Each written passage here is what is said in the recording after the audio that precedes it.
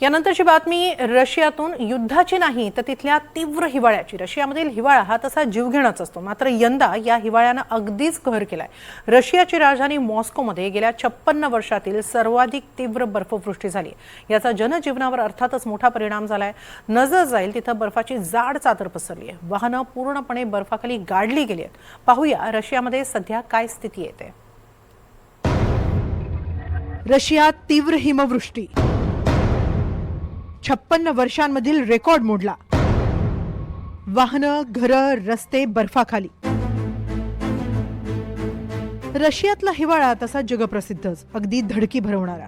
मात्र यंदा या हिवाळ्याने जरा जास्तच भीषण रूप धारण केलंय। शुक्रवारी तर रशियाची राजधानी मॉस्कोमध्ये मोठी हिमवृष्टी झाली।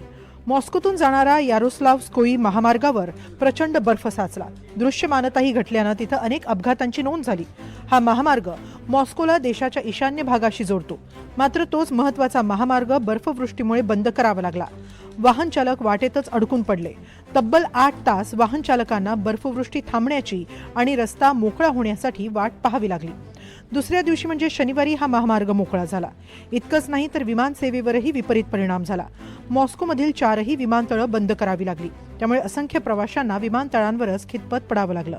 काही वृत्तसंस्थांनी दिलेल्या माहितीनुसार सुमारे 200 उड्डाणं रद्द करावी लागली। शुक्रवारी एका दिवसात महिन्याच्या सरासरीप्रमाणे 42% बर्फवृष्टी झाली। हा गेल्या 56 वर्षांतला रेकॉर्ड ब्रेक हिमवर्षाव म्हणावा लागेल। मध्य रशियाला याचा सर्वाधिक फटका बसला। रशियाच्या हवामान केंद्रानं दिलेल्या माहितीनुसार एका दिवसात 22 मिलीमीटर बर्फवृष्टी झाली। विमानतळांवरही सुमारे 1 मिलियन क्युबिक मीटर बर्फ साचला होता। रेल्वे मार्गावरही अंदाजे 70,000 क्युबिक मीटर बर्फ साचला होता। सायबेरियामध्ये तर तापमान उणे 50 अंश सेल्सिअस किंवा त्याहून खाली गेलंय। रशियामध्ये जानेवारी आणि फेब्रुवारी हे सर्वाधिक तीव्र थंडीचे महिने असतात। रशियात उत्तर भाग आणि सायबेरियामध्ये भीषण हिवाळा असतो। तापमान उणे 50 ते 5 अंश सेल्सिअस दरम्यान असतं। सरासरी तापमान उणे 10 अंश सेल्सिअस पर्यंत असतं। आर्क्टिक प्रदेशातील वारे रोखतील अशा पर्वतांचा अभाव आहे। रशियाचा विस्तीर्ण भूभाग समुद्रापासून खूप दूर आहे। खंडीय हवामानामुळे इथं प्रचंड थंडी पडते। रशियाचा मोठा भाग 60 अंश उत्तर अक्षांशांच्या वर आहे, त्यामुळे सूर्यप्रकाश कमी आणि हिवाळा प्रचंड थंड असतो।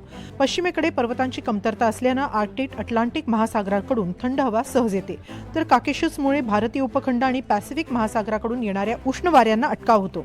सायबेरियातून येणाऱ्या अतिथंड वाऱ्यांचाही प्रभाव जाणवतो। सायबेरियात तर 8 ते 9 महिने थंडी असते। मात्र हाच हिवाळा रशियाचं परकीय आक्रमणांपासून संरक्षण करत आलाय। 17व्या शतकात नेपोलियन बोनापार्ट रशियाच्या हिवाळ्यापुढे हतबल ठरला। दुसऱ्या महायुद्धात ॲडॉल्फ हिटलरनंही हिवाळ्यातच रशियावर आक्रमण केलं। रशियन हिवाळ्यात त्याचं सैन्य टिकू शकलं नाही। परिणामी दुसऱ्या महायुद्धाची पूर्ण दिशाच बदलली। म्हणूनच रशियाच्या हिवाळ्याला जनरल विंटर किंवा जनरल फ्रॉस्ट असं म्हटलं जातं।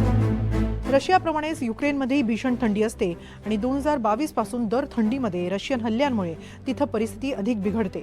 यंदाही रशियाने युक्रेनच्या पॉवर ग्रिडवर हल्ले केलेत, त्यामुळे युक्रेनमधील वीज पुरवठ्यावर मोठा परिणाम झालाय।